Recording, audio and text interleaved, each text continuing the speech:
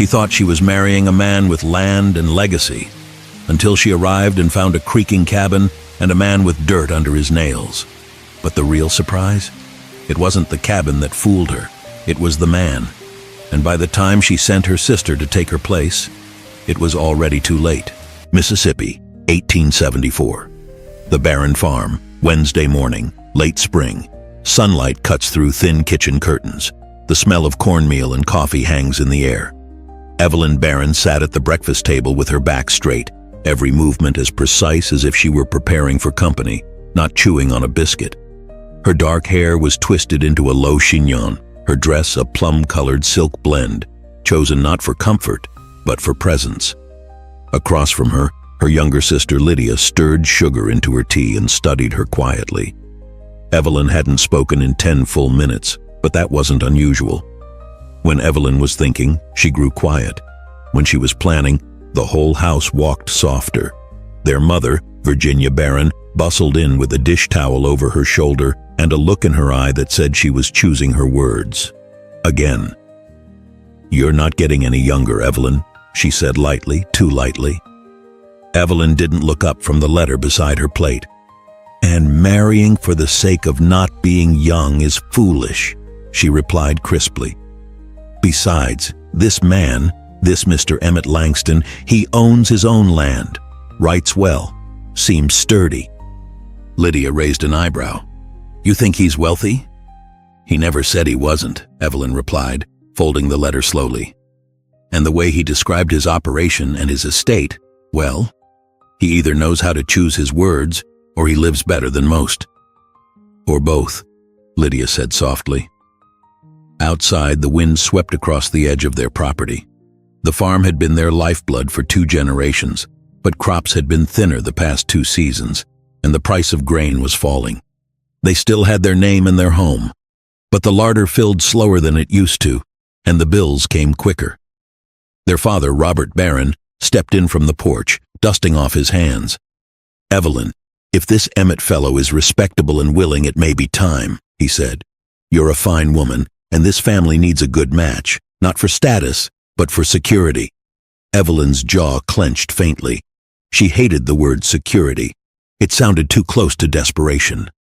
"I will go," she said finally, standing with the folded letter. "But I go on my terms."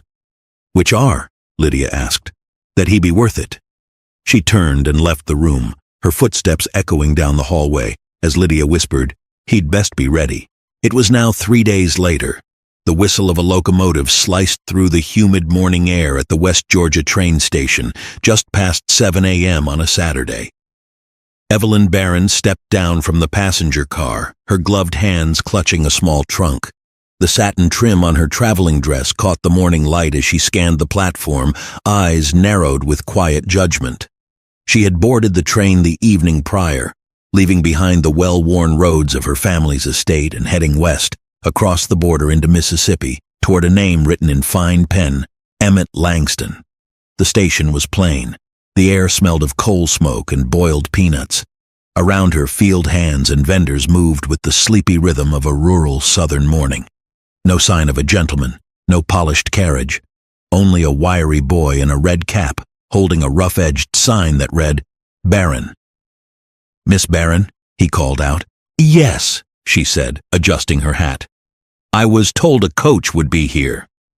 "Right this way, ma'am. Clover Ridge is a good ride off, 6 hours if the road's kind." Evelyn followed without speaking, her heels clicking over the warped wooden slats. The wagon that awaited her was modest, a canvas top stretched over a creaking frame, pulled by 2 dun-colored horses already sweating. As the wagon rolled away from the station, the scenery blurred into open fields, patches of pine forest, and the occasional sway of cotton in the distance. The road narrowed the farther they traveled. By mid-morning, the trees grew taller, the dust thicker. Evelyn sat upright the entire time, chin high, her eyes fixed out the window as if daring the world to disappoint her. The letter sat folded in her gloved hand, and it whispered possibilities she still wanted to believe. It was late afternoon by the time the wagon turned down a narrow path carved between pecan trees, and there, in a quiet clearing touched by golden sunlight and dust, the ride came to a stop. Evelyn stepped out into stillness. No grand estate, no white columns, no waiting servants, just a man, tall, sun-browned, shirt sleeves rolled and boots dusted from fieldwork. He stood beside a fence post, arms folded, expression unreadable. "Miss Barron?" he asked, stepping forward with a polite nod. "I'm Emmett Langston." Evelyn's breath caught, not because he was unattractive, but because he was the opposite, striking, steady, and entirely not what she expected. Her gaze flicked past him. The cabin behind him was square and weathered. One porch, one rocking chair. A chicken strutted past the steps like it had seniority. "This is your home?" she asked, her voice clipped. "It is," he replied plainly. "Hope it ain't too rough a sight after the journey." "Your letter made it sound different." "I spoke the truth," he said. "I own land. I work it. Everything I have is here." The words weren't apologetic. They were grounded, certain, but Evelyn felt the sting of assumption unraveling. This couldn't be what he meant by estate. This couldn't be what she'd dressed for. "Then I suppose," she said with a thin smile, "we shall see how well your estate suits a lady." He gave a nod, neither offended nor amused. "Yes, ma'am." And just like that, he turned toward the porch and began to walk, expecting her to follow. 3 days after her arrival, the Mississippi sun had made no apologies. It poured through the small window at dawn with a heat that woke Evelyn Barron before the rooster could. The pillow beneath her head had the texture of old cotton batting, and the blanket had slid halfway off the bed in the night. She sat up with a start, heart pounding. The mattress beneath her was thin, the pillow flatter than her patience. She blinked, trying to process her surroundings. A single room, worn floorboards, a small wooden dresser with a chipped mirror. Her travel trunk sat unopened at the foot of the bed. The lace on her nightgown looked absurd against the coarse linens. Then the rooster crowed. With the volume of a trumpet, its call pierced the still air just as the sky blushed pink behind the trees. It crowed again, this time closer. Evelyn threw the quilt aside. About 10 minutes later, she stepped onto the porch, now dressed in a traveling skirt and blouse, her boots freshly dusted. She would not be defeated by a chicken. Emmett was already outside, chopping wood by a stump in the yard. He glanced over his shoulder, nodded once, and returned to his rhythm. Chop, thunk, chop. The sleeves of his shirt were rolled to the elbows, his arms flexed with each strike, sweat already dotting the back of his neck. "Do you always rise this early?" Evelyn asked, trying not to stare. "Only when I need the day," he replied. "And when don't you?" "Haven't had one of those yet." She crossed her arms, lips pressed tight. He paused mid-swing. "You hungry?" "I'd prefer tea," she said, "and a proper wash basin." He pointed with the axe. "Springs out back, buckets on the hook. Firewood heats the water quick enough. I'll see to some eggs." And just like that, he resumed chopping. Evelyn didn't move. It was only when a splinter from the log cracked and flew near her boots that she blinked and turned. A short while later, she stood at the stove, staring down at the eggs in the skillet like they'd insulted her lineage. "Should they be bubbling like that?" she asked sharply. "Only if the pan's hot enough," Emmett said from the table, where he was cleaning a rifle. "And how will I know?" He looked up, calm. "When they're cooked." She exhaled slowly, turned back to the eggs, and flipped one too soon. The yolk ran across the pan like a protest. He didn't laugh. He didn't offer to take over. He just watched, quietly, patiently. "I was not raised to be someone's cook," she muttered, "and I didn't ask you to be." "Then what did you ask for, Mr. Langston?" He looked her straight in the eyes. "Someone willing to stay." That silenced her more than any snide reply ever could. Later that day, as the sun climbed high and the heat thickened, cicadas buzzed from the trees. Evelyn sat on the porch, fanning herself with a page from the Southern Review, one she'd brought along and reread thrice. Emmett returned from tending the corn patch, shirt damp, a bunch of wildflowers in one hand. He laid them on the porch rail without a word. Evelyn eyed them, then him. "You pick flowers often?" "Only when there's someone to give them to." She said nothing. But for the first time since arriving, she didn't look away. By the time the lantern was lit and the frogs began their nighttime chorus, Evelyn sat brushing her hair in the mirror, the sound of rustling leaves a lullaby she hadn't asked for. She glanced at the bed. He'd laid out clean linens for her, took the floor without protest. That night, as she turned out the lamp, she whispered to the darkness, "He's handsome, but poor." The air replied with silence. The next morning came slow and soft. Passing post-rider stopped by the fence to drop a letter. Evelyn's handwriting had been unmistakable, and it had reached her family in Georgia by then. Back at the Barron house, Lydia Barron read the letter aloud at the breakfast table, her brow furrowing. "It's not what she expected," she said softly. "She wants me to visit, bring supplies." Their mother sighed. "Then go. Maybe seeing someone from home will help her adjust." Lydia nodded, but part of her already knew adjusting wasn't Evelyn's problem. It was letting go of expectations that had always been her sister's battle. It was 5 days after Evelyn sent the letter when the train hissed into the station at Clover Ridge. The coach that had carried Evelyn was now waiting again, this time for a younger passenger in a sage green skirt and a satchel of modest weight. Lydia Barron stepped down from the last car, smoothing the travel creases from her blouse as she glanced toward the waiting driver. She didn't ask where they were going. She already knew. The ride took nearly an hour over dirt roads and through whispering pines. But Lydia didn't fidget. She watched the trees, listened to the wagon wheels crunching over gravel, and occasionally reached up to tuck her wind-blown hair back beneath her bonnet. She had her sister's cheekbones, but none of Evelyn's practiced poise. Where Evelyn moved with elegance, Lydia moved with ease. As the cabin came into view, Lydia's brows lifted, not in horror, but in interest. A single rocking chair, a rope swing gently swaying in a tree with no child in sight, a rooster who looked like it owned half the property. She smiled. On the porch, Evelyn appeared in a dress Lydia recognized from 2 years ago, clean but faded from wash. She stood with a hand on her hip, one brow arched. "You came," Evelyn said flatly. "You wrote," Lydia replied. They embraced stiffly, as sisters often do when pride hasn't finished its piece. "Did you bring the powder?" "And the soap," Lydia nodded. "And the truth, if you want it." "I want tea," Evelyn muttered, and turned back toward the door. Lydia stepped inside behind her, pausing as her eyes adjusted to the dim light.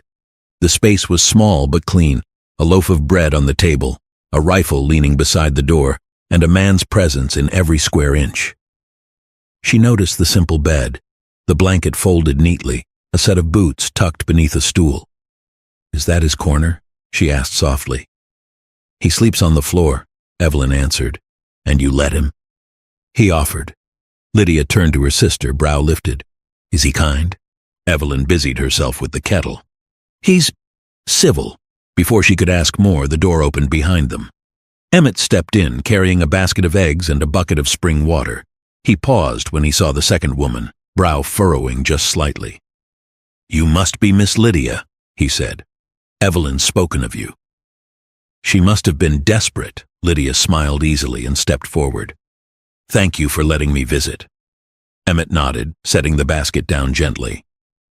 "We're glad for the company." "Are you now?" Evelyn muttered, too low for him to hear. That afternoon, the sisters sat on the porch together. Evelyn fanned herself with a scarf while Lydia peeled apples with the ease of a girl raised in a kitchen. Emmett passed by twice with buckets, a rake, a worn hat. Each time, Lydia's eyes followed him. By sunset, she'd already started humming. 6 days passed. Each morning, Lydia rose early, tied her apron, and asked what needed doing. She fetched water, swept floors, plucked feathers, and scrubbed pots with cheerful resolve. She didn't complain once. She didn't flirt. She simply made herself useful. Evelyn, by contrast, groaned at the heat, murmured her disapproval of the bedding and avoided the stove, turned her nose up at the chicken feed, and reminded anyone listening that her hair hadn't been properly styled in 10 days. Lydia answered to her beck and call without irritation. She'd always had a heart that bent instead of broke. But Emmett noticed more than the differences in their temperaments. He noticed how Lydia laughed when she dropped the bread dough and how she hummed while folding laundry, how she said thank you for things no one else would think to acknowledge. how she looked him in the eye when she spoke. By the fifth night, Emmett found himself watching her longer than he intended.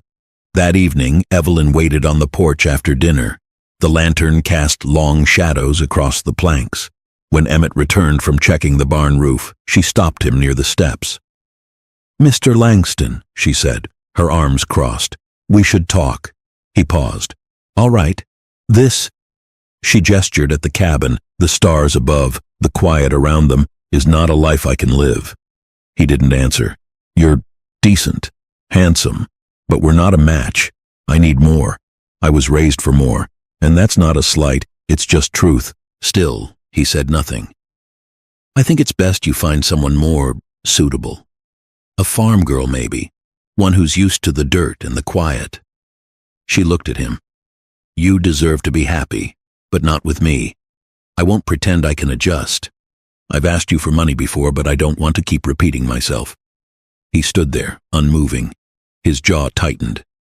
"I'll find the means to return soon," she added. Then she turned and went inside. He remained where he was, the night air cooler now, the stars somehow sharper. He knew. He'd suspected. But still, it stung, because for all his wealth hidden away beyond these fields, for all the land and legacy that waited behind a locked gate, he'd wanted someone who saw him first, and he had hoped perhaps she might grow into it. But Evelyn had spoken clearly, and the strange part was, he didn't feel empty. He felt clarity, and when he turned toward the window and saw Lydia lighting a lamp, gently shaking her apron free of flour dust, a small smile crept across his face. She hadn't asked for anything, but maybe she'd earned everything. The seventh night after Lydia's arrival settled over Clover Ridge in a slow, humid sigh. The rain had stopped sometime after midnight, leaving puddles along the road and the fields heavy with the scent of wet earth. Inside the cabin, the fire crackled low. Emmett lay stretched across the bed, still pale, his body fighting off the fever that had taken root after his ride through the storm. His breathing was easier now, but not strong. Lydia sat nearby, dipping a cloth into a bowl of cool water and pressing it gently to his brow. She moved carefully, like one wrong shift might wake a sorrow she wasn't ready to name. Across the room, Evelyn packed. Her gloves, her hat, her folded dresses, each item laid neatly into the small trunk she had arrived with. She closed the lid with a soft click, and for a long moment simply stood there, hands resting atop it. Finally, without looking up, Evelyn spoke. "Lydia, we need to talk." Lydia squeezed the cloth out and placed it back in the bowl, rising to her feet. "All right." Evelyn sat down at the edge of the trunk, smoothing her skirts with absent fingers. "I can't stay," she said, her voice even but not unkind. "You see it, don't you? I don't belong here. I was not made for this, for chickens and hauling buckets and boiling potatoes over a smoky fire." Lydia watched her, saying nothing. "I was raised to expect more," Evelyn continued, her chin lifting slightly. "Not because I'm greedy, but because I was taught to honor where I come from. We had standards, we had pride." She smiled thinly, almost sadly. "You're different, Lydia. You always have been. You don't mind muddy boots or flour on your hands. You were always the one feeding the hens, or gathering apples, or patching the neighbors' shirts without a second thought." Lydia's lips twitched into a small, sad smile. "There's nothing wrong with that," Evelyn said. "It's admirable, but it's not me, and it never will be." It was 2 days after Evelyn's departure when the fever finally broke. Emmett woke at dawn, the weak light sliding in through the cabin window. He sat up slowly, blinking at the clean bandage on his arm, the cup of broth cooling beside the bed, the blanket tucked just so. He wasn't alone. Across the room, Lydia stirred in the rocking chair, still wearing yesterday's dress and one slipper. Her hair was falling from its pins. A book lay open on her lap, one finger still inside the page she hadn't finished reading. He watched her a long moment, then said softly, "That chair can't be comfortable." She startled, then smiled, gentle, real, tired. "It's not," she said, stretching her arms. "But you were. You stayed. Someone had to make sure your boots didn't walk off without you." They both laughed quietly, and for the first time since she'd arrived, something settled between them. not as guest and host, not as caretaker and patient, but as something warmer, something ready. By late morning, Emmett stood outside, steady on his feet, breathing in the wet scent of earth after rain. Lydia handed him a mug of tea and sat beside him on the porch step. "You need to get your strength back," she said. "I will. And maybe brush your hair," she added, smiling. "One crisis at a time." He looked at her for a moment. "There's something I want to ask you," he said, voice low, his eyes catching hers with rare softness. She looked at him, brow tilted slightly in curiosity. He reached out, gently taking her hands. His palms were still rough from work, but his touch was careful, reverent. "I know I don't have much," he began, "and I know this life hasn't been easy, but what we've shared, the quiet mornings, the way you looked after me, none of that felt small." He looked down, then up again. "So I need to ask you straight, before the world tells you what I am or what I'm not." A pause. "Lydia, could you ever see yourself marrying a man like me? Just as I am?" She didn't flinch. She didn't ask for more. She stepped closer, her hand still in his, and whispered, "I already have." Then she kissed him. It wasn't a kiss of passion or perfection. It was something more, rooted, present, filled with calm certainty. When they parted, he exhaled like he'd been holding his breath for years. "Thank God I found you," he whispered, forehead resting lightly against hers. That afternoon he cleared his throat and said casually, "We should go into town. Visit some friends." Lydia gave him a look. "Friends?" "Just for a bit," he said. "You'll need your best dress." When he stepped out again, Lydia blinked twice. He wore a charcoal gray suit tailored to the lines of a man who commanded rooms without trying. His boots shined. His collar was stiff. He looked nothing like the farmer who chopped wood in rolled sleeves. "Where did you find that?" She laughed. "You rob a preacher?" "Something like that," he smirked. Before she could ask more, the familiar boy from the train station pulled up in a fine black carriage. "Master Emmett," the boy said with a respectful bow, tipping his cap. Lydia blinked. "Master?" she repeated under her breath, glancing sideways at Emmett. He didn't look at her. He simply gestured for her to enter the carriage, as if nothing were strange. But Lydia's mind was already turning. The ride took them through winding country roads, each turn more picturesque than the last. The wooden fences were straight, the fields impossibly green, and the rows of grapevines stretched like ribbons across the land. Lydia leaned forward, peering out. "Your friends must make wine," she murmured. "Something like that," Emmett replied. They passed clusters of workers in straw hats, laughing, working in rhythm beneath the sun. Their clothes were clean, their hands moved quickly but without strain. Lydia tilted her head. "They look happy." Emmett gave a small nod. She smiled to herself. "Your friends must treat their people well. Maybe I could find work here if I had to. I wouldn't mind. I could help out if money ever ran short." That earned a flicker in his eyes, but he said nothing. As they rounded the last bend, an enormous iron gate came into view, double-hinged, regal, flanked by stone pillars. Beyond it stretched a tree-lined road, wide and smooth, leading up to something that made Lydia sit bolt upright. A mansion. No, an estate. Massive white, glowing under the sunlight like a house pulled from a dream. Balconies, shutters, flower beds that spilled with color, a fountain in the center drive. The carriage came to a stop. Lydia turned sharply. "Emmett?" He stepped down and offered his hand. Still silent, still calm. When she took it, he helped her down gently, then turned to the waiting staff. "This is Miss Lydia Barron," he said, clear and proud. "My soon-to-wed wife." Lydia froze. The staff bowed and curtsied in unison. "Welcome home, sir," they chorused. Lydia's heart skipped. "Home?" She turned to him, eyes wide. Then, like a child trying not to be noticed, she poked him lightly at his side. "Emmett," she whispered urgently, "what is this?" He didn't answer. He took her hand and ran with her, smiling like a boy at harvest time. Through the massive doors, across polished marble floors, past gleaming chandeliers and portraits with eyes that watched them pass. Lydia stumbled once, breathless, clutching his coat as they spun through the grand hall. Emmett. He turned and caught her, held her, kissed her. They stood in the great hall, still breathless from the kiss, from the surprise, from the strange new rhythm of belonging. Lydia's heart pounded, not with fear but with the weight of what had just been shown to her. She stepped back slightly, not out of doubt, but from the need to breathe. "Why?" she asked quietly. "Why go through all that? The cabin, the work, pretending to be someone you're not?" Emmett didn't flinch. He took her hand and guided her gently toward the parlor, where the sun spilled through tall windows and turned the floor gold. "Because," he said, voice steady, "I've seen what happens when money walks into a room first." He sat beside her, looking out toward the vineyard that framed the estate like a crown. "I've known women who admired the house before they looked me in the eye.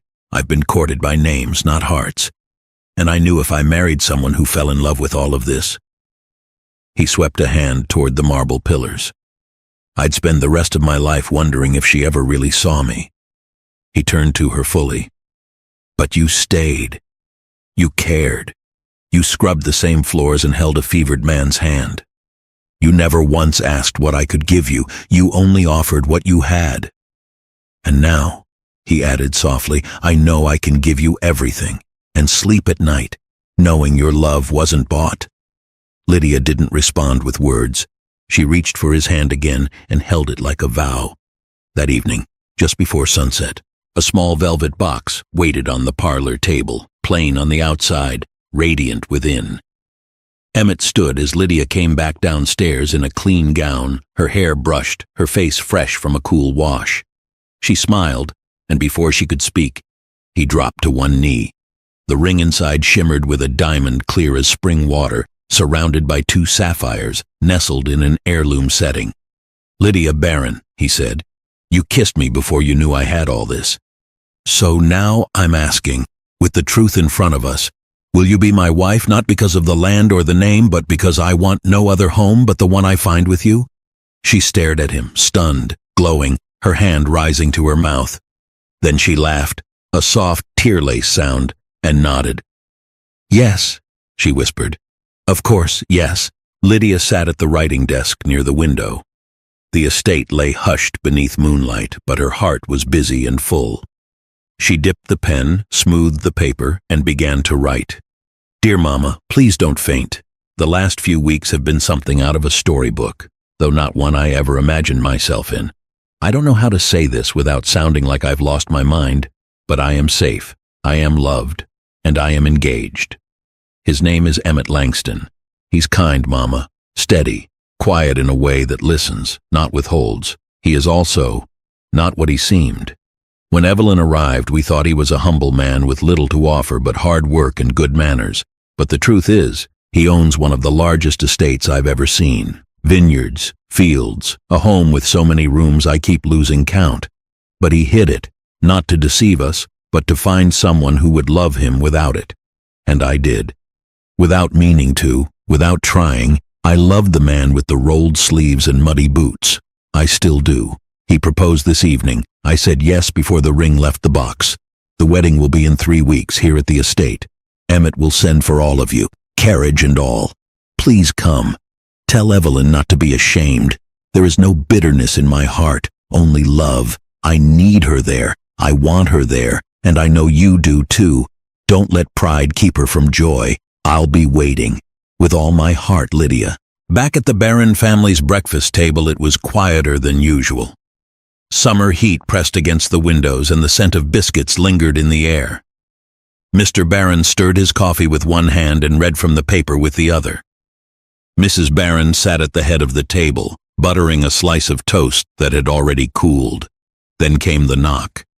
It was a young post-rider, cheeks pink from the morning sun, dust clinging to his sleeves. Mrs. Barron took the letter with a nod, her name written in Lydia's familiar hand. She paused, fingers trembling just slightly. "It's from Lydia," she said. Evelyn looked up from her plate, fork poised mid-air. The room fell still as Mrs. Barron opened it. Her eyes moved across the page, slow at first, then faster. Her hand came to her chest. Oh my. What is it? Evelyn asked, frowning. Without a word, Mrs. Barron handed the letter across the table. Evelyn took it. Her eyes scanned the ink. Steady, clear, written with purpose. Each sentence pulled her further from her chair and deeper into herself. By the time she reached the words, "Tell Evelyn not to be ashamed," her face had gone pale. She set the letter down slowly. "She's marrying him," she said quietly. "She loves him. Her voice faltered. "He's wealthy. The estate is his, the land, the vines, everything." Mrs. Barron folded her hands. Lydia always did see what others overlooked. Evelyn's throat tightened. Not with bitterness, not with envy, but with regret. "She asked me to stay," Evelyn whispered. "She begged me." "And now she's begging you to come," her mother said softly. "That speaks volumes." Evelyn nodded slowly, tears threatening. She pushed the letter back toward her mother and stood. "I don't know if I can face him." "He's not the one who needs forgiving," Mrs. Barron said. "You don't go for him, you go for your sister." Evelyn turned toward the window. The sun had risen higher now, catching the lace curtains and turning them gold. "Do you think she'll look beautiful in a wedding dress?"